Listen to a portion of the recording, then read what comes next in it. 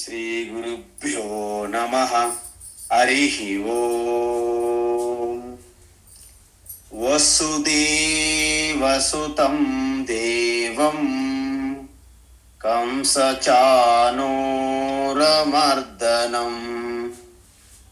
దేవకీ పరమానందం కృష్ణం వందే జగద్గురుం. తీర్త్వా మోహార్ణవం హత్వా రాగద్వేషాదిరాక్షసాన్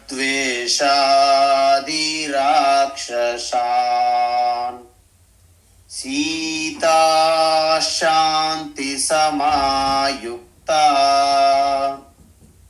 ఆత్మా రామో విరాజతే. ఆత్మా రామో విరాజతే. ఆత్మస్వరూప బంధుగణ, మనం భగవద్గీత విశ్వరూప దర్శన యోగం చూస్తున్నాము. వాస్తవానికి మనం ఎక్కువగా కన్ఫ్యూజన్ అయ్యే అధ్యాయము 11వ అధ్యాయం. ఎందుకంటే ఈ విశ్వరూప తత్వము స్వరూపము తెలియకుండా మన ఊహలు కల్పనలతో ముందుకెళ్తూ వస్తున్నాం. అందుకే ఈ అధ్యాయము చాలా కన్ఫ్యూజన్స్. అయితే 10వ అధ్యాయం వరకు భగవాన్ ముఖ్యమైనటువంటి విభూతులన్నీ తెలియజెప్పారు. అర్జునుడికి ఏమనిపించిందంటే, హే భగవాన్, మీరు మొదట 2వ అధ్యాయం నుండి 6వ అధ్యాయం వరకు ఈ యొక్క జీవుని యొక్క స్వరూపతత్వం చెప్పారు. 7 నుండి 10వ అధ్యాయం వరకు ఈశ్వరుని యొక్క స్వరూపం కూడా చెప్పారు. సగుణ స్వరూపము, నిర్గుణ రూపం అని చూసాం. అయితే ఇప్పుడు నా రిక్వెస్ట్ ఏంటంటే మీరు చెప్పిందంతా యథార్థమే, కానీ ఏదైతే ఈ యొక్క విభూతులు ఉన్నటువంటి మీ యొక్క ఐశ్వర్యంతో కూడినటువంటి ఈ విశ్వరూపం అనేది ఒక్కసారి నేను చూడాలి అనుకుంటున్నాను. అందుకు అర్జునుడికి డౌట్ వచ్చింది, సంశయం. ఏంటి, ఒకవేళ నేను దర్శించగలనా లేదా? అందుకే కృష్ణ, యది మన్యసే, ఒకవేళ నీకు అనిపిస్తే, తచ్చక్యం మయా ద్రష్టుమితి ప్రభో. హే ప్రభో కృష్ణ, నేను నిజంగా నీ యొక్క అష్ట ఐశ్వర్యం దానంతటి నేను దర్శించగలనా? ఒకవేళ దర్శించగలనని మీరు భావించినట్లయితే ఆ దర్శన భాగ్యం నాకు కలిగించవలెను. హే యోగేశ్వర. చూసారా, ఇక్కడ యోగేశ్వర అని అర్జునుడు ఎందుకు అన్నారంటే, ఈ విశ్వరూపం అనేది ఒక లీల. శ్రీకృష్ణ ఆల్రెడీ మహాయోగి. నేను చెప్పాను, ఇంద్రజాలము మంత్రజాలం చేసేవాళ్ళు మహాయోగులు 2 రకాలు ఉంటారు. ఈ గ్రామాలలో ఇంద్రజాలం చేసేవాళ్ళు వచ్చేవాళ్ళు, వాళ్ళు అప్పటికప్పుడు తాత్కాలికంగా చేస్తారు ఇంద్రజాలం. కానీ వ్యావహారికంగా కొంతవరకు సృష్టింపచేసేటట్టు మహాయోగులు చేస్తారు. విశ్వామిత్రులు లాంటి వాళ్ళు చెప్పాను ఆల్రెడీ, అష్టావక్రులు లాంటి వాళ్ళు. కాబట్టి హే యోగేశ్వర కృష్ణ, నీ యొక్క అనంతమైనటువంటి నాశనం లేనట్టు అవ్యయం దర్శయ ఆత్మానం అవ్యయ, నాకు చూపెట్టు అన్న. ఇప్పటి వరకు అర్జునుని యొక్క వివరణ అయిపోయింది. ఇప్పుడు భగవాన్ శ్రీకృష్ణ ఏం చెప్పారంటే, పశ్య హే పార్థ, నా యొక్క అనంతమైన రూపాలని, అంటే శతశః అంటే వందలు, సహస్రశః అంటే 1000 లక్షలు, నానా విధాని దివ్యాని అంటే మామూలుగా నీవింతవరకు దర్శించిన రూపాలు, నువ్వింతవరకు దర్శించినటువంటి దివ్యమైనటువంటి నానా వర్ణాని ఆకృతులు, అనేక వర్ణములు, అనేక రూపాలు, రంగులతో కూడి ఉన్నటువంటి రూపాలని దర్శించు. మీకు ఇంతకుముందు చెప్పాను నేను, యావత్ సృష్టి విభూతులుగా ఉన్నటువంటి ఆ విభూతులన్నీ ఒకే స్థానం యందు, ఒకే రూపం యందు దర్శించడాన్ని యోగ శక్తి అంటారు. అందువలన యోగ శక్తి ద్వారా ఇప్పుడు అర్జునుడికి దర్శనం చెయ్యాలి. ఎలా? విశ్వరూపం అంటే ఒక వ్యక్తిగా రామకృష్ణ వంటిది. విశ్వరూపం కూడా ఇంకొక రూపం అనుకుంటున్నారా? తప్పు. ఎందుకు తప్పు అంటే, విశ్వరూపం అనేది ఒక అవతారం కాదు. ఈ జగత్తంతా విశ్వం అంటారు కదా, ఈ జగత్తే శరీరంగా కలిగి ఉన్నటువంటి రూపమే విశ్వరూప ఈశ్వర. అంటే విశ్వరూపం అనేది దర్శనం ఒకసారి కలగడము పోవడం ఉండదండి. అలా కాకుండా మీకు రామ దర్శనం కావాలంటే కొన్ని కోట్ల సార్లు పునశ్చరణ చెయ్యాలి, ఆ ఉపాసన చెయ్యాలి, రామ దర్శనం వస్తుంది. శబరిమాత చేశారు. సాక్షాత్తు శబరిమాత దగ్గరికి శ్రీరామచంద్రుడు వెళ్ళారు. శబరిమాతకి అనుభూతి కలిగింది. శ్రీరామచంద్రుడిలో ఆ పరబ్రహ్మ, శ్రీరామచంద్ర పరబ్రహ్మ దర్శనం అనుభూతి కలిగింది. కానీ అదే శ్రీరామచంద్రుడు రావణుని యొక్క ముందుకు వెళ్ళినప్పుడు కూడా ఎటువంటి అనుభూతి కలగలేదు. అంటే విశ్వరూపం మన ముందు ఉన్నప్పటికీ మనం దర్శించగల యోగ్యత మనలో లేకపోతే మనం విశ్వరూపాన్ని దర్శించలేము, విశ్వరూప ఈశ్వరుని దర్శించలేము. కేవలము జగత్తుగా దర్శిస్తాము. అదేవిధంగా శ్రీకృష్ణ పరమాత్మ విదురుని యొక్క భార్య విదురుని వాళ్ళ ఇంటికి వెళ్ళేటప్పుడు వాళ్ళు ఆశ్చర్యంతో నిండిపోయారు, అద్భుతంలో నిండిపోయారు. అదే దుర్యోధన, శిశుపాలులు వాళ్ళందరూ శ్రీకృష్ణుని యొక్క ప్రెజెన్స్ని గుర్తించలేకపోయారు. అంటే మన యొక్క దృష్టి రెండు రకాలుగా ఉంటుంది. ఎలాగా? సాధారణ నేత్రములతో చూస్తున్నటువంటి దృష్టి ఒకటి, మనస్సు పూర్తిగా స్వచ్ఛమైనటువంటి అంతఃకరణ శుద్ధితో కూడి ఉన్న మనస్సుని దివ్య చక్షువు అంటారు, దివ్య నేత్రం అంటారు. అంటే ఎవరికైతే మనస్సు అంతఃకరణ శుద్ధిగా, మనస్సు ఎలాగైతే చాలా స్పష్టంగా ఏకాగ్ర చిత్తంతో అంతఃకరణ శుద్ధిగా ఉంటుందో వాళ్ళకి దివ్య నేత్రము ఓపెన్ అయ్యింది అన్నమాట. అందువలన ఆ దివ్య నేత్రము బ్యాక్గ్రౌండ్ లో ఉంటే ఈ నేత్రములతో మనము ఈశ్వరుని దర్శిస్తాము. రావణునికి, దుర్యోధనునికి ఆ యొక్క మనస్సు అనే దివ్య నేత్రం ఓపెన్ అవ్వలేదన్నమాట. కేవలం మాంసం నేత్రాలతో చూశారు. వాళ్ళకి రామకృష్ణ యొక్క విభూతి మహత్తత్వము వాళ్ళకి దర్శన భాగ్యం కలగలేదు. అందుకే ఈ ప్రకృతిలో ఎన్నో అద్భుతాలు, అందాలు నిండి ఉన్నాయి. కానీ మనం ఉదయం లేచినప్పటి నుండి బిజీ బిజీ బిజీ బిజీ పరుగు పందెంలో ఎలాగైతే పార్టిసిపేట్ చేస్తామో అలాగ ఒక్క క్షణం కూడా తీరిక లేకుండా పరుగులు పెడుతుంటాం. ప్రకృతి యొక్క ఆశ్చర్యం, అద్భుతాలని ఆస్వాదించే తీరికే మనకు లేదు. అందువలన కృష్ణ పరమాత్మ ప్రకృతిలో ఉన్నటువంటి విశ్వరూపాన్ని నువ్వు దర్శించు. ఎందుకు? నా సమక్షంలో తాత్కాలికంగా నా ప్రెజెన్స్లో అర్జున నీ మనస్సుని అంతఃకరణ శుద్ధిగా ఉండేటట్లు ఆ దివ్య నేత్రంతో దర్శించే శక్తిని నీకు ప్రసాదిస్తున్నాను అంటారు.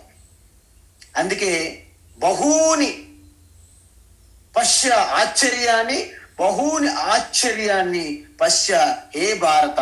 హే భారత అంటే ఏ అర్జున, అనేక రూపములతో ఉన్నటువంటి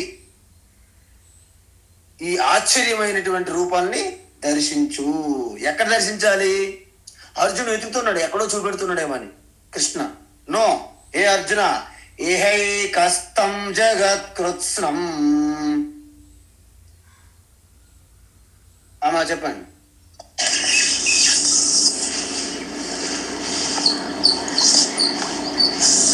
ఏ శ్లోకం స్వామిజీ? 7 శ్లోకం 7 నంబర్.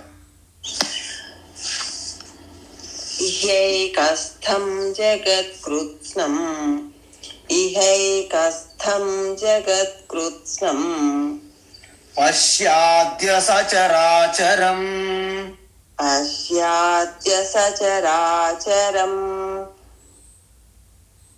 ఆద్య సచరాచరం మమ దేహే గుడాకేశ మమ దేహే గుడాకేశ మమ దేహే గుడాకేశ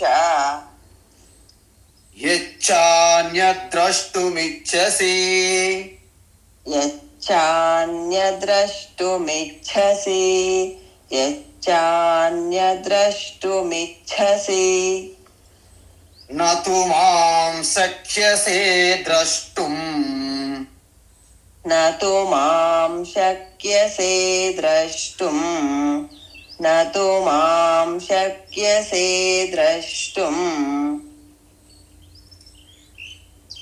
అనేనైవ స్వచక్షుషా అనేనైవ స్వచక్షుషా అనేనైవ స్వచక్షుషా దివ్యం దదామి తే చక్షుః దివ్యం దదామి తే చక్షుః దివ్యం దదామి తే చక్షుః పశ్య మే యోగమైశ్వరం పశ్య మే యోగమైశ్వరం పశ్య మే యోగమైశ్వరం ఇహైకస్థం జగత్కృత్స్నం పశ్యాద్య సచరాచరం ఇహైకస్థం జగత్కృత్స్నం పశ్యాద్య సచరాచరం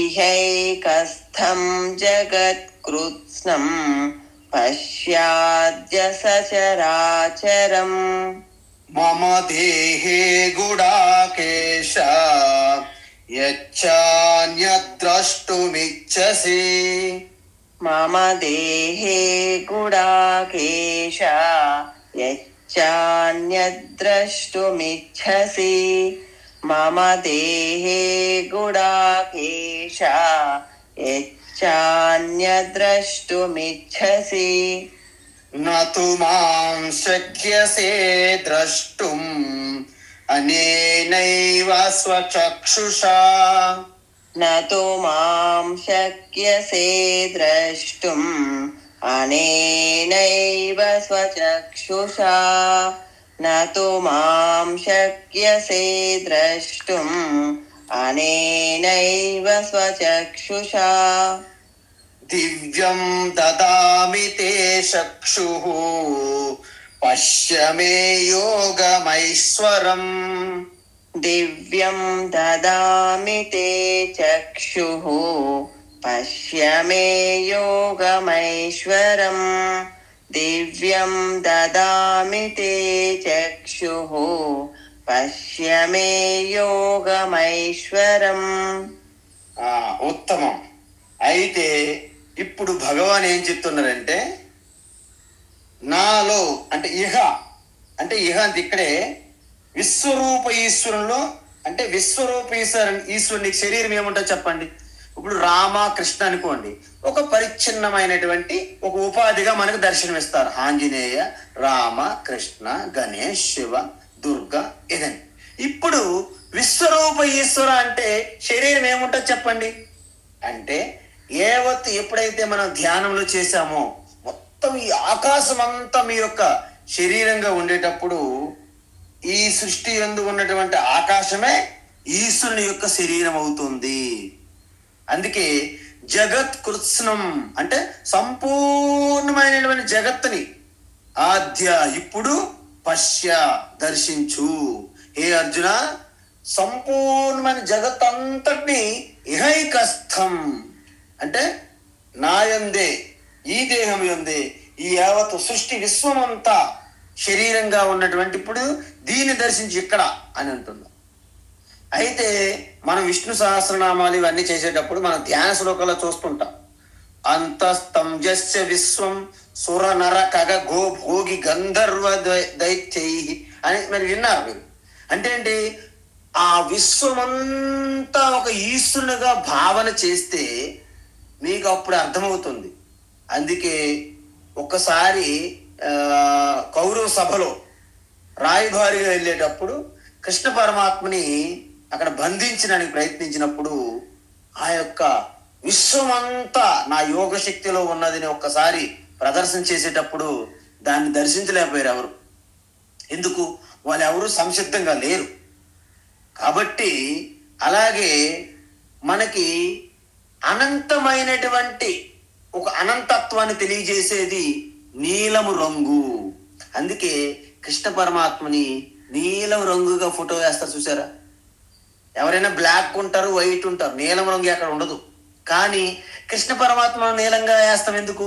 నీల మేఘశ్యామ అంటారు. ఎందుకు తెలుసా? అంటే మనకి కృష్ణ పరమాత్మ ఒక గుర్తుగా కనిపిస్తున్నప్పటికీ అనంతమైన విశ్వమే ఆయన యొక్క శరీరం కాబట్టి నీల మేఘశ్యామ అంటారు. అందువలన ఇహైకస్థం జగత్కృత్స్నం పశ్యాధ్య అంటే నాలో సమస్త జగత్ అంతా నాలో దర్శించు. ఎందుకు? 10వ అధ్యాయంలో జగత్తు గురించి చెప్పారు. ఇప్పుడు ఆ విభూతులన్నీ నాలో దర్శించని చెప్తున్నాను. ఇంతకుముందు మీకు చెప్పాను, మీరు ఒక మీటర్ డయామీటర్గా ఉండేటట్టు, ఒక మీటర్లో ఉన్నటువంటి ఈ డిస్టెన్స్ లో కొన్ని దుమ్ము ధూళి ఇసుక రేణువులన్నీ తీసుకొని ఒక మీటర్ యొక్క వెడల్పులో మీరు ఆ ఇసుక రేణువులుగా చిమ్మారనుకోండి. అందులో ఉన్నటువంటి ఒక్కొక్క ఇసుక రేణువు ఒక్కొక్క నక్షత్ర మండలాన్ని గెలాక్సీని అలాగ భావించాలి మనం. అంటే ఏంటి? ఒక గెలాక్సీ అంటే అనేక నక్షత్రాలు, లక్షల నక్షత్రాలు గుంపు అని అర్థం. మరి ఆ యొక్క నక్షత్రాల కూటమి వాటి మధ్య ఎంత దూరం ఉంటుందో ఎలా తెలుస్తుందో మనకి? వాటికి కాంతి సంవత్సరాలు అంటారు ఫిజిక్స్ లో. అంటే ఒక కాంతి సంవత్సరం అంటే ఒక సంవత్సరములో ఆ లైట్ కాంతి ప్రయాణించే దూరాన్ని కాంతి సంవత్సరం అంటారు. మీకు విషయం తెలిసి ఆశ్చర్యము, ఒక్క సెకండ్ కాలంలో కాంతి లైట్ ప్రయాణించే దూరము 3 లక్షల కిలోమీటర్లు. అంటే ఒక సంవత్సరంలో ఎంత దూరం ప్రయాణిస్తుందో మీరు ఊహించుకోండి. అదేవిధంగా ఈ గెలాక్సీలకి 1000 కాంతి సంవత్సరాలు వాటి మధ్య, ఆ యొక్క నక్షత్రాల మధ్య గ్యాప్. సో ఇలాంటి నక్షత్రాల గుంపు మొత్తము తనలో ఇమిడ్చుకున్నటువంటి ఆకాశం ఎంత విస్తారంగా ఉందో చూడండి. ఆ నక్షత్ర మండలాల్లో ఒక సాధారణమైనటువంటి ఒక చిన్న నక్షత్రం సూర్య భగవాన్. ఆ సూర్యునికి దగ్గరలో ఉన్నటువంటి ఈ భూమండలం ఎంతది? ఈ భూమండలం మీద ఉన్నటువంటి ఖండాలు, దేశాలు, రాష్ట్రాలు మనం ఎక్కడ? ఈ యొక్క విచిత్రాన్ని మనం రాత్రిపూట ఆకాశం వైపు మీరు చూస్తే ఆ నక్షత్రాలు వేల నక్షత్రాలు, వాటి మధ్య ఉన్న గ్యాప్ అలాగా లోపలికి అలాగా సొచ్చుకుపోయే విధంగా దృష్టి పెట్టి చూస్తే మీకు ఆశ్చర్యం కలుగుతుంది. అమ్మ బాబోయ్, ఇంత అద్భుతమైనటువంటి సృష్టిని విశ్వరూప ఈశ్వరునిగా భావించినట్లయితే మీకు అద్భుతమైనటువంటి ఆ ఈశ్వర సాక్షాత్కారం అనే అనుభూతి మీకు కలుగుతుంది. ఇక నుండి మీరు రాత్రిపూట ఒకసారి ప్రయత్నించండి. ఇలా విశ్వరూప దర్శనం మనకు ఎప్పుడూ అందుబాటులో ఉంటుంది. ఎందుకు? ఇప్పుడు రాముని యొక్క దర్శనం కావాలని, రాముని గురించి తెలియాలంటే రామాయణం చదవాలి. శ్రీకృష్ణ గురించి తెలియాలంటే శ్రీమద్ భాగవతం చదవాలి. విశ్వరూపం గురించి తెలియాలంటే ఏమి చదవాలి? ఏమి చదవక్కర్లేదు, పరమానంద శిష్యుల్లాగా. మన ముందే ఉన్నది జగత్తు, విశ్వమంతా దర్శించే సెన్సిటివిటీ మనకి, ఆ దృష్టి కావాలి. విశ్వరూప దర్శనం చూడడానికి మీరేదో తపస్సులు, ఉపవాసాలు, తీర్థయాత్రలు, ఏ శాస్త్రాలు ఏం అక్కర్లేదు. మన చుట్టూ ఉన్న మన ముందు ఉన్నటువంటి ఈ జగత్తుని ఈశ్వరుని స్వరూపంగా భావించగలిగితే మీకు విశ్వరూప దర్శనం ఇప్పుడు ఇక్కడే కలుగుతుంది.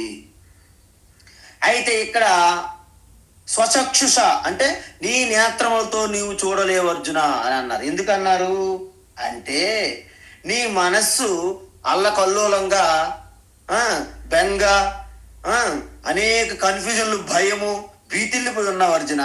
నీ మనస్సు విశ్వరూపాన్ని దర్శించడానికి ఇప్పుడు యోగ్యంగా లేదు. మరి ఎలా? డోంట్ వరీ, నేను నా యోగ శక్తితో మీకు ఒకసారి చూడండి, మనం ఎన్నిసార్లు ఎంత అలజడి ఆందోళనతో ఉన్నప్పటికీ ఒక్కొక్క ప్రదేశం, ఒక్కొక్క దేవాలయం కానీ ఒక్కొక్క మహాత్మ యొక్క సన్నిధిలోకి వెళ్ళేటప్పుడు తాత్కాలికంగా ఉపశమనం కలుగుతుంది, మనకి ప్రశాంతత, శాంతి కలుగుతుంది. అదేవిధంగా మరి ఈ విశ్వరూపాన్ని దర్శించాలంటే మనసు ఏ విధంగా ఉండాలి అని ప్రశ్న. ఇదిగో ప్రశ్న వేసుకోండి. నేను ఈ జగత్తుని జగత్తుగా చూస్తున్నాను కానీ జగదీశ్వరునిగా చూడలేకపోతున్నానే. కారణం మీరు ప్రశ్నించుకోవాలి. అంటే కామక్రోధాలతో నిండిపోయింది మీ మనస్సు, రాగద్వేషాలతో నిండిపోయింది మీ మనస్సు, అహంకార మమకారాలతో నిండిపోయింది మన మనస్సు.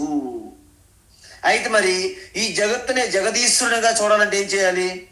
కామక్రోధాది రహితము, రాగద్వేషాది రహితము, అహంకార మమకారాది రహితము అలా ఉండాలి. అంటే వీటన్నింటికి అతీతంగా ఉండాలి మీ మనస్సు. ఎప్పుడైతే అత్యంత శుభ్రం, అత్యంత శుద్ధి చేయబడుతుందో అప్పుడు మీరు విశ్వరూపాన్ని దర్శించడానికి యోగ్యులవుతారు. అందుకే శబరిమాతకి విభీషణుడికి దర్శనమైనటువంటి రావణ కుంభకర్ణులకు దర్శనం అవ్వలేదు. ఆ రామగా ఏదో రామ అంటే ఒక రాజు, అయోధ్య నుంచి వచ్చిన రాజపుత్రుడు, ఈ విధంగా చూశారు తప్ప రామని ఈశ్వరునిగా దర్శించలేకపోయారు రావణ కుంభకర్ణులు. అదే కృష్ణ పరమాత్మ కూడా అంతే. ఎంటైర్ శకుని, దుర్యోధన, శిశుపాల, దంతవక్త్ర, కంస వీళ్ళందరూ ఒక కపటమైనటువంటి ఏదో చెడు వ్యక్తిగా దర్శించారే తప్ప కృష్ణ పరమాత్మ యొక్క యథార్థత్వం వాళ్ళకి దర్శనం కలగలేదు. ఎందుకు? వాళ్ళ మనస్సు కామ క్రోధ రాగ ద్వేషాలతో నిండిపోయి ఉన్నది. అందుకే భగవాన్ ఏమంటున్నారంటే మమ దేహే అంటే కృష్ణ పరమాత్మ ఎవరు? ఈ దేవకి వసుదేవ పుత్రుడు కాదండి. ఆకాశమే తన శరీరంగా కలిగి ఉన్నటువంటి విశ్వరూప ఈశ్వర అయినటువంటి కృష్ణ పరమాత్మ దేహం యందు పశ్య చూడు. ఎవరు? హే గుడాకేశ దర్శించు అంటే గుడాకేశం ఎందుకు అన్నారు అంటే గుడ అంటే నిద్ర, తమో గుణం. సో తమో గుణముకి అతీతంగా జయించగలిగినటువంటి వ్యక్తి అర్జున. ఆయన నిద్రను కూడా జయించాడు. అందువల్ల ఏ గుడాకేశ దర్శించు. ఏంటి దర్శించాలి? నువ్వేదైతే కోరుకున్నావో వాటితో పాటు ఇంతవరకు నువ్వింక దర్శించినవి, విననివి కూడా నాలో దర్శించు అని చెప్తున్నావు. నతు మాం శిక్షే ద్రష్టుం అంటే నీ నేత్రములతో నువ్వు దర్శించలేవు కాబట్టి దివ్యం దదామి అంటే ఏంటి? తాత్కాలికంగా నీ అంతఃకరణ శుద్ధి అంటే నీ మనస్సు దేదీప్యమానంగా అత్యంత శుద్ధంగా నేను టెంపరీగా నీకు చేస్తాను. దాని ద్వారా నువ్వు నా యొక్క యథార్థమైనటువంటి విశ్వరూపాన్ని దర్శించుము అంటున్నారు. ఎందుకు? మనం ఇక్కడ దివ్య చక్షు దదామి అన్నారు. ఈ దివ్య చక్షు దగ్గరికి వచ్చేసరికి మనోళ్ళు అంత కన్ఫ్యూజ్ అవుతారు. ఎందుకంటే సినిమాల్లో చూపెడతారు అలాగ చేతి నుండి, అలాగ నేత్రముల నుండి అలాగ రేసు కిరణాలు వస్తాయి. ఇవేం కాదండి. కృష్ణ పరమాత్మ ఏంటంటే ఈ లౌకిక కన్నులు, ఈ కన్నులు వెనుక ఉన్నటువంటి అంతర ఇంద్రియం అంటారు మనస్సుకి, దానిలో ఒక స్వచ్ఛత కలిగించినప్పుడు ఆ మనస్సు అంగీకరిస్తుంది. ఓహో అద్భుతం, ఆశ్చర్యం అని. అందుకే అనేనైవ స్వచక్షుష అంటే ఈ మాంసం నేత్రములతో మాం ద్రష్టుం నతు శక్యసే, నన్ను నువ్వు చూడలేవు, చూసినా దాని విలువ తెలియదు. చెప్పాను కదా. ఎందుకంటే అదే రామ విభీషణుడికి రావణునికి ఇద్దరికి దర్శనం ఇచ్చారు. కానీ విభీషణుడు గుర్తించినట్టు గొప్పతనము రావణ గుర్తించలేదు. అందువలన నువ్వు చూసినప్పటికీ నీకు అది అనుభూతి కలగదు. అందువలన మనము ఇక్కడ బొట్టు పెట్టుకుంటాం. మీకు తెలుసా ఈ యొక్క రెండు కనుబొమ్మల మధ్య బొట్టు ఎందుకు పెట్టుకుంటారు అంటే అది నేత్రం కాదు, అంటే అంతఃకరణము మనస్సు ఒక దివ్య చక్షువు, దానికి ప్రేరణ స్ఫూర్తి కలిగేందుకు అక్కడ మనం తిలకం పెట్టుకుంటాం అన్నమాట. దానికి ఒక గుర్తు సింబల్. భారతదేశానికి సింబల్ ఒక జాతీయ జెండా అనుకుంటే జెండా దేశం కాదు, కానీ దేశాన్ని ఒక గుర్తుగా సింబల్గా జాతీయ జెండా ఉంటుంది. ఆ విధంగా మన యొక్క దివ్య చక్షువు దానికి నిదర్శనంగా మనము తిలకం పెట్టుకుంటాం. అందువలన ఈ విధంగా మనం ఆలయానికి వెళ్ళేటప్పుడు ఆ భావన చెయ్యాలి. అంతే తప్ప కొంతమంది వస్తారు ఫారినర్స్, వాళ్ళ మెడలో కెమెరా పెట్టుకొని బద్రీనాథ్, కేదార్నాథ్, అనేక రామేశ్వరము, తిరుపతి అని వారణాసి అనేక టెంపుల్స్కి వస్తారు, ఫోటోలు అన్ని తీసుకుంటారు. వాళ్ళకి ఎటువంటి భావన కలగదు. ఇది ఏ రాయితో చేశారు, ఇది ఏ చెక్కతో చేశారు అడుగుతుంటారు. వివరాలన్నీ షూట్ చేస్తారు, వీడియోలు యూట్యూబ్లో పెడతారు, బ్రహ్మాండంగా ఉంటుంది. కానీ వారికి ఎటువంటి ఈశ్వర అనుభూతి కలగదు. అందువలన విశ్వరూప దర్శనం చెయ్యాలంటే దివ్య చక్షువు అంటే మనస్సు అత్యంత సత్వగుణ సంపన్నంగా, అత్యంత అంతఃకరణ శుద్ధిగా ఉండాలి అంటున్నారు పరమాత్మ కృష్ణ. చూడండి, నదికి నమస్కారం చేయాలన్నా, పర్వతాలకి, రాయికి, చెట్టుకి, దేనికైనా నమస్కారం చేయాలంటే మీకు మనస్సు దివ్య చక్షువై ఉండాలి. ఒకవేళ అలా లేదనుకోండి, మీకు కొండగానే చూస్తారు, చెట్టుని చెట్టుగానే చూస్తారు, మిగతా ప్రాణులుగానే చూస్తారు, నదిని నదిగానే చూస్తారు తప్ప మీకు ఈశ్వరత్వం, దైవత్వం మీకు అనుభూతి కలగదు. అందువల్ల అర్జున, నేను నీకు దివ్య చక్షువు ప్రసాదిస్తాను అంటున్నారు. అంటే ఏదో ఒక నేత్రం ఇచ్చడం కాదు, నీ మనస్సులో ఉన్నటువంటి అలజడి, ఆందోళనలు తాత్కాలికంగా తీసివేస్తున్నాను. అత్యంత ప్రసన్నమైనటువంటి హృదయం, ప్రశాంతంగా చిత్తముగా ఉన్నటువంటి మనస్సుని నీకు కల్పిస్తున్నాను నా సమక్షంలో. అప్పుడేమవుతుంది? పశ్యమే యోగమైశ్వరం. అప్పుడు నా యొక్క అన్ని విభూతులు, ఐశ్వర్యంతో కూడి ఉన్నటువంటి నా యశ్వరూపాన్ని నువ్వు దర్శించు అంటున్నా. అయితే ఇక్కడ అద్భుతం ఏంటి? ఈ గ్యాప్లో, అందుకే మనం ఏమంటారు తెలుసా, మీ అందరికీ తెలుసు, ఈ ప్రపంచమంతా, ఈ జగత్తంతా ఈశ్వర శరీరంగా ఉన్నది. చూడండి, ఎగ్జాంపుల్ కోసం మనకి చిదంబరంలో ఆకాశలింగం ఉంది. చిదంబరం రహస్యం అంటారు తెలుసా? అక్కడేం ఉండదు, ఆకాశమే శివుని యొక్క లింగముగా. అంటే మీరు అనుకోవచ్చు, స్వామీజీ ఒక్క చిదంబరంకే పరిమితమా? కాదు, అది ఆరంభములో ఆకాశలింగం చిదంబరం, వాయులింగంగా శ్రీకాళహస్తిలో చెప్తారు.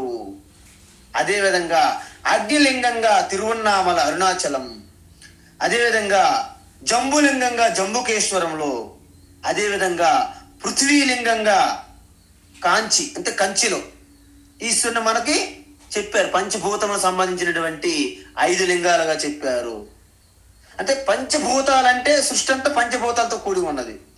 అంటే ముందుగా ఆయా ఆలయాలకి, ఆయా ప్రదేశాలకి వెళ్తాం, కానీ మెల్లమెల్లగా ఏమవుతుంది? అండపిండ బ్రహ్మాండం అంతా ఈశ్వరమయమే, శివమయమే జగత్తు, రామమయం, కృష్ణమయం అని తెలిసిపోతుంది. ఎప్పుడు? ఆ జ్ఞానం పొందితే.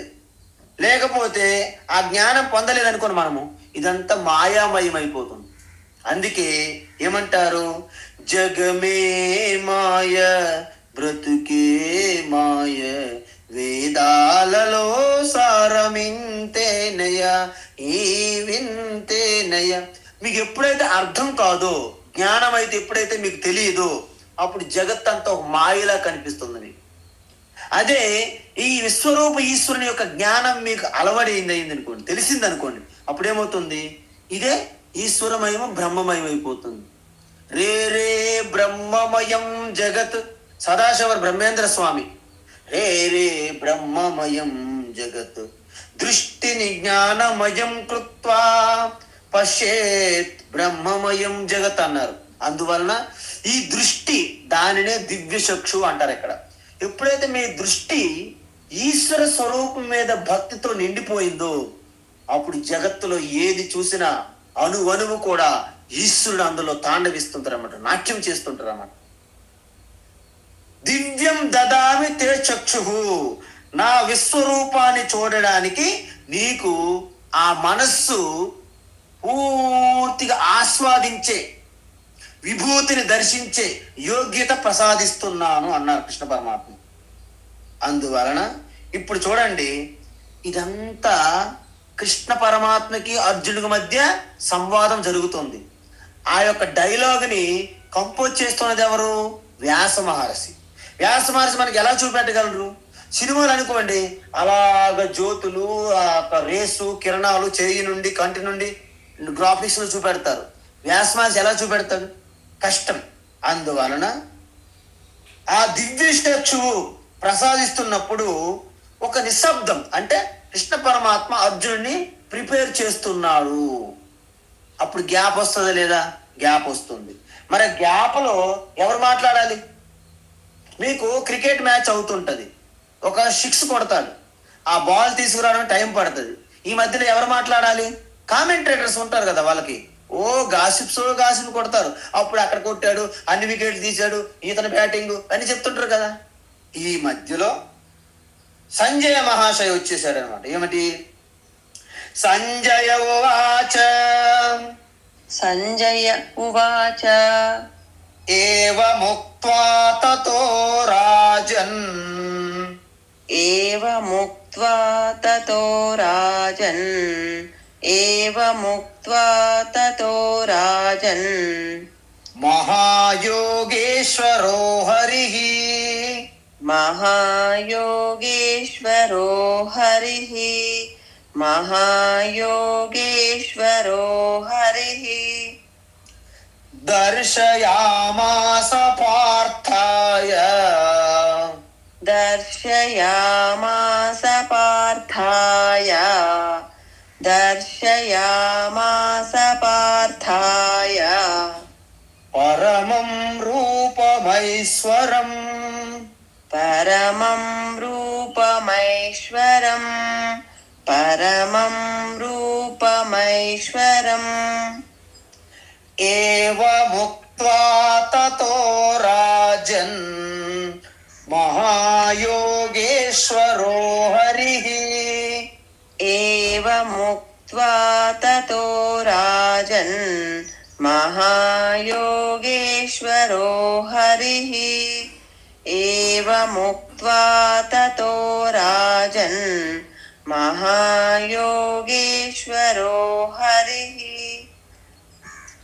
దర్శయామాస పార్థాయ పరమం రూపమైశ్వరం, దర్శయామాస పార్థాయ పరమం రూపమైశ్వరం, దర్శయామాస పార్థాయ పరమం రూపమైశ్వరం. ఉత్తమం. మీరు ఒకటి గమనించాలి, మర్చిపోకూడదు. ఈ డైలాగ్ ఎవరికి మన స్టార్ట్ అయింది? భగవద్గీత ధర్మక్షేత్రే కురుక్షేత్రే అని ఎవరికి అడిగారు? ధృతరాష్ట్ర సంజయునికి అడిగారు. కాబట్టి దీన్ని తెలియజేస్తున్నది ఎవరు? సంజయుడు ధృతరాష్ట్రుడు చెప్తున్నాడు. అయితే కురుక్షేత్రం జరుగుతున్న సంవాదం ఎవరి మధ్య? అర్జునుడికి శ్రీకృష్ణుడికి. సో అర్జునుడికి శ్రీకృష్ణుడి మధ్య జరిగిన సంవాదాన్ని కంపోజ్ చేస్తుంది వ్యాస మహర్షి. ఆ దివ్య దృష్టి తాత్కాలికంగా వ్యాసులు వారు సంజయుని ప్రసాదించారు. కాబట్టి సంజయుడు ఆ ధృతరాష్ట్రకి చెప్తున్నారు అనమాట. ఈ ఒక రన్నింగ్ కామెంటరీ న్యూస్ అక్కడ జరుగుతుంది. ఇప్పుడు లైవ్ వస్తుంది క్రికెట్ మ్యాచ్, సిడ్నీలో లైవ్ క్రికెట్ మ్యాచ్ జరుగుతుంటే ఇక్కడ చూస్తున్నావు కదా టీవీలో, అలా ఆ మాదిరి. అందువలన హే రాజన్ అంటే హే ధృతరాష్ట్ర, సంజయ్ చెప్తున్నాడు, హే ధృతరాష్ట్ర మహారాజా, మహాయోగీశ్వర అంటే చూడండి, ఇక్కడ మనము యోగి అంటేనే మహాయోగులు అనేక రకమైనటువంటి ఆత్మ జ్ఞానము ఉండొచ్చు, సిద్ధులు మహిమలు కూడా ఉండొచ్చు. మరి అలాంటి యోగుల్లో మహాయోగీశ్వర్ అని చెప్తున్నారు ఇక్కడ.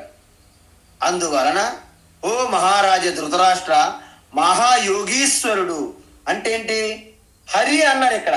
హరి అంటే పాపములను హరించేవారు. హరి అంటే పాపాన్ని హరతి. చూసారా, ఈ పాపాలను ఎవరైతే హరించి దొంగిలించుకొని పోతారో వారిని హరిహి అంటారు. హరే రామ రామ రామ హరే హరే, హరే కృష్ణ హరే హరే హరే అంటే ఓ హరి, ఓ హరి అని సంబోధించడం అనమాట. హే రామ హే కృష్ణ హే కృష్ణ ఎందుకు పిలుస్తున్నాం? మనకు ఉన్నటువంటి కష్టాలు దాని నుండి మనం బయటపడేయాలి. అంటే ఏంటి? మనలో ఉన్నటువంటి ఆ యొక్క సంకటం ఏదైతే ప్రతిబంధకాలు ఉన్నాయో, విఘ్నాలు ఉన్నాయో వాటిని పూర్తిగా నాశనం చేయాలని పిలుస్తుంటాం అన్నమాట. అందువలన ఇప్పుడు అర్జున సైలెంట్ అయిపోయారు. కృష్ణ పరమాత్మ ఆయనకి విశ్వరూపం దర్శింప చేయడానికి ప్రిపేర్ అయ్యారు ఇద్దరికి. సో ఇద్దరు ఎప్పుడైతే సైలెంట్ నిశ్శబ్దంలో ఉన్నదో సంజయుడు చెప్తున్నాడు రన్నింగ్ కామెంటరీ. అంటే 9వ శ్లోకం నుండి 14వ శ్లోకం వరకు, 9 నుండి 14వ శ్లోకం వరకు ఆ యొక్క విశ్వరూపాన్ని ఏ విధంగా సంజయుడు దర్శిస్తున్నాడో తెలియజేస్తున్నారు ఇక్కడ అన్నమాట. అందువలన ఏమంటున్నాడు? హే ధృతరాష్ట్ర మహారాజా, హరి అంటే శ్రీకృష్ణ పరమాత్మకి ఇంకో పేరేంటి? హరి. హరిహి ఏవముక్త్వా, ఈ విధంగా కృష్ణ పరమాత్మ చెప్పి, అంటే కృష్ణ పరమాత్మే ఆ విష్ణుమూర్తి అంటే వ్యాపించి ఉన్నటువంటి ఈశ్వర స్వరూప తత్వంగా ఆ కృష్ణ పరమాత్మ ఉన్నారు కాబట్టి ఆయనకి హరి అని పేరు ఇక్కడ సంబోధించారు. చూసారా, సాక్షాత్ సంజయుడు శ్రీకృష్ణుణ్ణి దేవదేవుడు పరమాత్మను గుర్తిస్తున్నాడు. కానీ ధృతరాష్ట్ర ఆయన యొక్క పుత్రులకి ఈ విషయం అర్థం కావడం లేదు. అందువలన హరిహి పాపాని హరతి అంటే మన యొక్క హృదయంలో, మన మనస్సులో ఉన్నటువంటి ఈ పాపాలను పూర్తిగా నాశనం చేసి మన మనసుని శుద్ధంగా చేస్తాడు కాబట్టి ఆయనని హరి అన్నారు. అందువలనే ఆయన అర్జున మనస్సుని అప్పటికప్పుడు శుద్ధి చేశారనమాట, తాత్కాలికంగా. అందుకే మహాయోగీశ్వర హరిహి. ఈ హరి అలాంటి వాడు. మామూలు మనము మనస్సుని, మన యొక్క మనస్సులో ఉన్న అలజడి ఆందోళన నుంచి కొంత శాంతి కలిగిస్తారు ఎంతో మంది మహాత్ములు. అలాంటి వారిలో ఇంకా మహా గొప్ప యోగి అనమాట కృష్ణ పరమాత్మ. అందువలన మహాయోగీశ్వర హరిహి ఏవముక్త్వా, ఈ గొప్ప మహాయోగి అర్జునుడితో చెప్పాడు. ఏమన్నాడు? ఇంత ముందు సూకం చూసాం, నా స్వరూపాన్ని, విశ్వరూపాన్ని చూడడానికి నీ మనస్సు పూర్తిగా సన్నద్ధం కాకపోతే నువ్వు చూడలేవు. అందువలన నీ మనస్సుని సన్నద్ధం అయ్యేటట్లు, సంసిద్ధం అయ్యేటట్లు నేను నీకు సహాయాన్ని అందిస్తాను. దాన్ని దివ్య చక్షువు అంటారు. పరమం ఐశ్వరం రూపం దర్శయామాస అంటే ఏంటి? కృష్ణ పరమాత్మ తన విశ్వరూప దర్శనం ఆ విధంగా చూపెట్టారు. ఎలాంటిది? ఐశ్వరం రూపం అంటే ఏవత్తు 10వ అధ్యాయంలో చూపెట్టినటువంటి విభూతులు ఏవైతే ఉన్నాయో అవన్నీ కూడా ఈశ్వరుని యొక్క విభూతులే, ఈశ్వరుని యొక్క ఐశ్వర్యమే. సో అది ఎటువంటి విశ్వరూపము? పరమం దివ్యం, శ్రేష్టమైనటువంటిది. ఎందుకంటే తక్కిన రూపాలన్నిటికీ దేశము, కాలము, వస్తు పరిచ్ఛిన్నం ఉన్నది. కానీ ఇప్పుడు చూడండి, కృష్ణ అంటే ఒక దేహం పరిచ్ఛిన్నం, రామ అంటే ఒక బాణం, కోదండం పట్టుకోండి. అదేవిధంగా దేవి ఏదైనా తీసుకుంటారు అనుకోండి, గణేష్ ఒక ఆకారానికి పరిమితం అవుతారు. కానీ విశ్వరూపములో యావత్తు సృష్టి అంతా కూడా దాంట్లో ఇమిడి ఉంటుంది. అందుకే మనము మిగతా రూపాలన్నీ వచ్చి వెళ్ళిపోతుంటాయి. మనకు రాక్షసులందరూ తపస్సు చేస్తారు, బ్రహ్మదేవునికి, విష్ణుకి, శివుకి తపస్సు చేస్తారు, మనం చూసాం కథలు. వాళ్ళు వచ్చి వత్స ఏం వరం కోరుకుంటావు, కోరుకోనమంటారు. వరం ప్రసాదించిన తర్వాత మాయమైపోతారు, అదృశ్యమైపోతారు. కానీ విశ్వరూపం అలాంటిది కాదు, వచ్చేది పోయేది కాదు, శాశ్వతంగా ఉండేది, నాశనం కానిది, మన కళ్ళ ముందే ఉన్నది, ఇప్పుడు ఉంది విశ్వరూపం. కానీ దర్శించే ఆ దృష్టి మనకు లేదు. ఆ దర్శించే విధంగా ఆ దృష్టిలో మార్పు కలిగించడమే దివ్యచక్షు అంటారు. అంతే తప్ప మీరు దివ్యచక్షులు కృష్ణ పరమాత్మ ప్రసాదించాడు అని గురువుల దగ్గరికి వెళ్ళి మాకు దివ్యచక్షు ఇవ్వు అని అడగకూడదు. అందువలన ఏమంటారంటే మొత్తం మనం అన్ని దిక్కులు కూడా, అంటే అందుకే మనము ధ్యానంలో ఏం చెప్పాను, ఈ చెవుళ్ళు శ్రోత్రములు దిక్కులుగా విస్తరించి ఉన్నాయి, ఈ యొక్క నేత్రములు సూర్యచంద్ర నక్షత్రాలుగా ఉన్నాయని చెప్పాను. అదేవిధంగా గొంతు భాగంలో ఖాళీ ఉన్నది ఆకాశతత్వంగా, ఊపిరితిత్తులు వాయువుగా, నాభి అగ్నిగా, బ్లాడర్ పొత్తి కడుపు జలతత్వంగా, పాదముల నుండి సీటు భాగం వరకు పృథ్వీ తత్వంగా, యావత్ బ్రహ్మాండం అంతా మీరే వ్యాపించి ఉన్నారు అనే భావన చేస్తే మీరే విశ్వరూపాన్ని ఇప్పుడు ఇక్కడే విశ్వరూపంగా ఉంటారు. అందువలన పార్థాయ దర్శయామాశ అంటే అర్జునుడికి ఈ విధంగా ఆయన యొక్క దృష్టిలో ఆ దివ్య దృష్టి కలిగే విధంగా ఆ మనస్సుని ఆ విధంగా లోపల తయారు చేసి పెడుతున్నారు అన్నమాట భగవాన్ శ్రీకృష్ణ.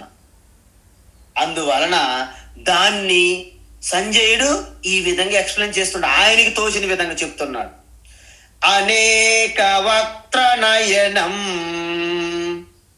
అనేక వక్త్ర నయనం, అనేక వక్త్ర నయనం, అనేకాద్భుత దర్శనం, అనేకాద్భుత దర్శనం, అనేకాద్భుత దర్శనం, అనేక దివ్యాభరణం, అనేక దివ్యాభరణం, అనేక దివ్యాభరణం, దివ్యానేకోద్యతాయుధం, దివ్యానేకోద్యతాయుధం, దివ్యానేకోద్యతాయుధం, అనేక వక్త్ర నయనం, అనేకాద్భుత దర్శనం,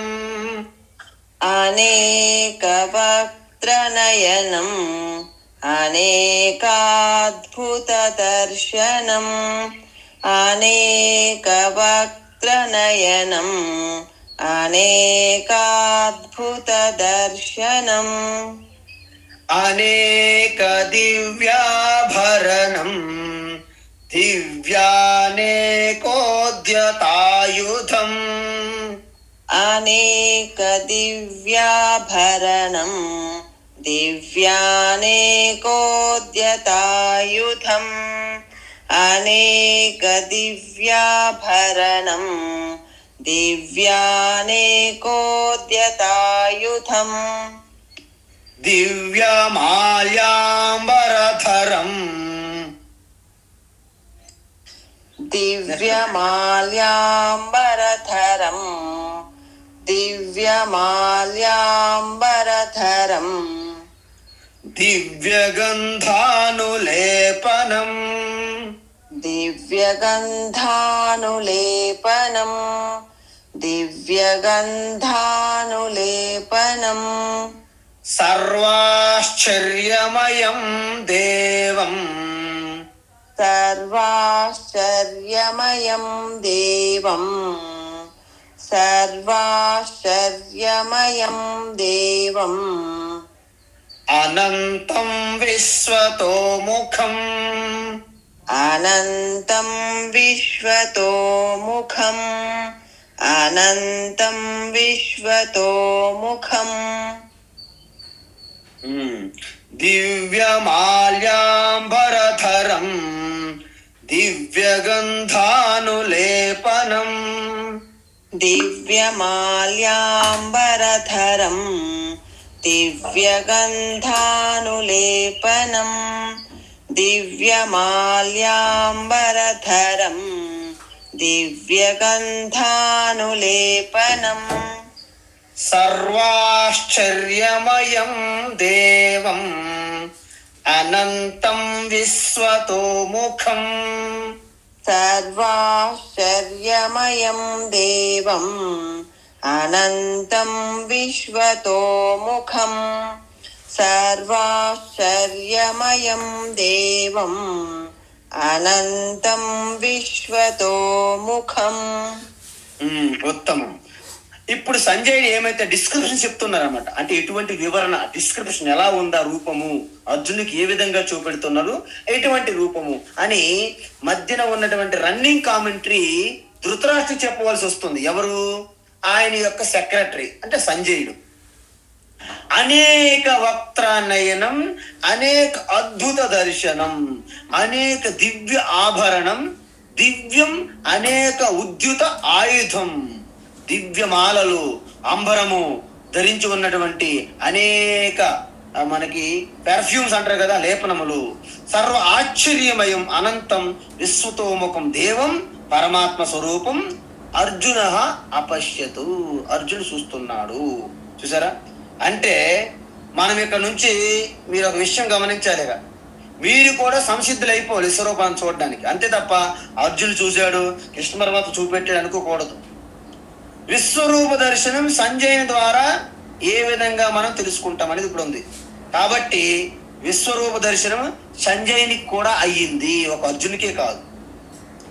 అనేక వక్త్ర నయనం, వక్త్రం అంటే నోరు అని అర్థం, నయనం అంటే కన్ను, అంటే అనేక కన్నులు, అంటే అనేక నోళ్ళు కన్నులు అంటే ఏంటి అర్థం? సృష్టిలో ఉన్న సర్వం ప్రాణుల యొక్క అన్ని నోళ్ళు కళ్ళు కూడా ఆ యొక్క పరమాత్మే కదా. అందుకే మనము పురుష సూక్తం మీరు ఎప్పుడైనా విన్నారనుకోండి, ఏమంటారు? ఓం సహస్రశీర్ష పురుష సహస్రాక్ష సహస్రపాద్ సభూమిం విశ్వతో వృత్వా అత్యతిష్ట దశాంగులం పురుష ఏవేదగం సర్వం యద్భూతం యచ్చ భవ్యం ఉతామృతత్వశేషానః యదన్నేనాతిరోహతి ఏతావానస్య మహిమా అతో జాయాగుశ్చ పూరుషః పాదోశ్చ విశ్వభూతాని త్రిపాదశ్చామృతం దివి అన్న. అంటే మొత్తం యావత్తు సృష్టిలో ఉన్నటువంటి అన్ని ప్రాణుల యొక్క ముఖములు, నేత్రములు, నోళ్ళు అన్నీ కూడా ఆ విశ్వరూప ఈశ్వరునికే చెందుతాయి. ఎందుకంటే యావత్ సృష్టి అంతా పరమాత్మ అయినప్పుడు, పరమాత్మ మన యొక్క అన్ని ప్రాణుల యొక్క నోరులు కూడా ఆ యొక్క ఈశ్వరుని యొక్క నోరులే అవుతాయి. అన్ని ప్రాణుల యొక్క నేత్రములు ఈశ్వరుని యొక్క నేత్రములుగా అవుతాయి. కాబట్టి అనేక వక్త్రానయనం అంటే, ఇప్పుడు మీరు ఒక విషయం చెప్పండి, అలలు కెరటములు సముద్రానికంటే భిన్నంగా ఉంటాయా? ఉండవు. అంటే ఈ అలలన్నీ కూడా సముద్రం యొక్క విభూతియే. అదేవిధంగా ఈ సృష్టిలో ఉన్నటువంటి అనేక నామరూపములు జీవులన్నీ కూడా పరమాత్మ కంటే భిన్నంగా ఉంటాయా? ఉండవు. కాబట్టి ఈ జీవులకు ఉన్నటువంటి అన్ని అవయవాలు ఈశ్వరునివే, విశ్వరూప ఈశ్వరునివే. అందువలన మనం ఎక్కడ ఏది చూసినా అంత ఈశ్వరునియే. ఎంత అద్భుతమైనటువంటి ప్రార్థన చూడండి. తన మన ధన సభ కూర్చు తేరా అంటారు హిందీలో భజనలు చేసేటప్పుడు. కానీ విచిత్రం ఏంటంటే ప్రతిరోజు వచ్చి తన మన ధన సభ కూర్చు తేరా అంటాడు. మళ్ళీ ఇవన్నీ నేను అన్ని సమర్పించాను, మళ్ళీ రేపు ఎలా సమర్పించగలుగుతాను అంటే, ఈరోజు సమర్పించింది వెంటనే మళ్ళీ తీసుకుంటున్నాను అర్థం. అలా కాకుండా అనేక అద్భుత దర్శనం, అనేక అద్భుతాలు అంటే భగవంతుని యొక్క అద్భుతాలు మనం ఏంటంటామంటే వండర్స్ అంటారు. తాజ్ మహల్ ప్రపంచ వింతల్లో ఒకటి. ఇవి అసలు అద్భుతాలే కావండి. అద్భుతాలంటే అసలు భూమి మీద నడవడమే అద్భుతం. మనం నడవడం రాదండి. మనము ఊరికలా నడుచుకుంటూ వెళ్ళిపోతాం, మనసు ఎక్కడో ఉంటుంది, మనకు నడవడం కూడా చేత కాదు. ఒక మహాత్ములు అంటారు, అసలు భూమి మీద నడవడము ఒక మహా అద్భుతం, సిద్ధి అంటారు. మనం వేరే సిద్ధుల కోసం వెళ్తుంటాం. అనేక అద్భుత దర్శనం, అనేక అద్భుతమైనటువంటి ఎన్నో అద్భుతాలు ఉన్నాయి ఈ సృష్టిలో. అనేక దివ్యాభరణం, చూడండి మీరు ఎన్ని ఆభరణాలు వేసుకుంటున్నా, నెక్లెస్, ఎన్ని నెక్లెస్లు వేసుకున్నా, ఉంగరాలు, కర్ణాభరణములు, నాసిక ఆభరణములు, బ్రేస్లెట్స్, వడ్డానములు ఎన్ని ధరించిన, ప్రపంచంలో ఎన్ని ప్రాణులు, మీరు ఎన్ని మనుషులు, ఎంతమంది ఎన్ని ఆభరణాలు ధరించిన ఆ ఆభరణములన్నీ ఆ ఈశ్వరునివే.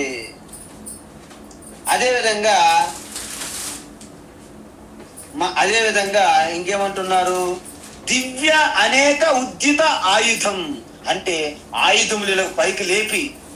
అందుకే మనం ప్రతి దేవీ దేవత దగ్గర కూడాను మనం అనేక ఆయుధాలు, త్రిశూలము, ధనస్సు, సుదర్శన చక్రం, ఇవన్నీ ఎందుకు పెడతారు అంటే ధర్మానికి రక్షించడానికి ప్రతీకగా పెడుతున్నారు అంతే తప్ప మీరేం భయపడకూడదు.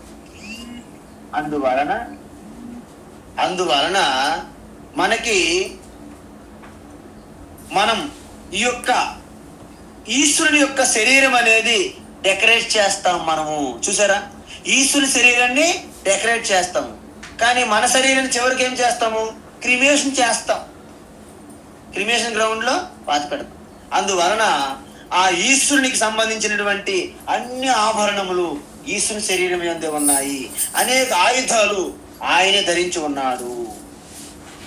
అందువలన ఇక్కడ దివ్యమాల్యాంబరధరం, అనేక దివ్యమైనటువంటి వస్త్రాలు, అంబరం అంటే వస్త్రము, అనేక మాలలు, వైజయంతి మాల, సౌగంధిక మాల, అనేక మాల, పారిజాత పుష్పములతో కూడి ఉన్నటువంటి ఆ దివ్యమైనటువంటి, సాధారణంగా మనకు అన్ని పుష్పాలు దొరకవు, అలాంటి దివ్యమైన మాలలు, వస్త్రములు చెప్తున్నారు. దివ్య గంధానులేపనం అంటే మొత్తం పెర్ఫ్యూమ్స్, సుగంధ ద్రవ్యములతో కూడి ఉన్నటువంటి ఆ లేపనాలు. విశ్వతో ముఖం, మనము ఇప్పుడే చూసాం పురుషోక్తంలో, యావత్తు దిక్కులన్నీ కూడా తనే వ్యాపించి ఉన్నట్లుగా. అనంతం అంటే అద్దులు అవధులు లేనటువంటి, వ్యాపించి ఉన్నటువంటి విశ్వమంతా తన శరీరం కాబట్టి. పాదోస్య విశ్వభూతాని త్రిపాదస్య అమృతం దివ్య అన్నాం మనం. అంటే ఆ ఈశ్వరుని యొక్క విశ్వరూప స్వరూపంలో ఒక్క భాగమే యావత్తు సృష్టి. ఇంకా మనకి దర్శనం కలగని, కనిపించని 3 భాగాలు దివిలో ఉన్నదంటారు. ఈ విధంగా సర్వము ఆశ్చర్యమయం దేవం. ఇది ఆశ్చర్యమే కదండి, ఎవరు ఊహించగలరు దీన్ని? సర్వం ఆశ్చర్యమయము. ఏంటి? మహాయోగేశ్వర అరిగి పార్థాయ దర్శయామాస. సో అటువంటి విశ్వరూపాన్ని అర్జునుడు దర్శించారు. సో 10-11 శ్లోకాలకి దర్శయామాస అని ప్రతిసారి కలుపుకోవాలి. ఎందుకు కలుపుకోవాలంటే దానికి వెర్బ్ ఉండాలి. వెర్బ్ అంటే ఏంటంటే అనేక వక్త్రనయనం పార్థ దర్శయామాస, అనేక అద్భుత దర్శనం పార్థ దర్శయామాస, అనేక దివ్యాభరణం పార్థ దర్శయామాస అని చెప్పుకోవాలి. దివ్య మాల్యాంబరధరం, దివ్య గంధానులేపనం పార్థ దర్శయామాస. సో ఈ విధంగా అర్జునుడు దర్శిస్తూ ఉన్నారు. సో ఇంకా మరొక 3 శ్లోకాల్లో సంజయుడు ఆ వివరణ ఇస్తారు, తర్వాత అర్జునుడు, తర్వాత వివరంగా చూస్తాం. హరి ఓం తత్సత్. సర్వం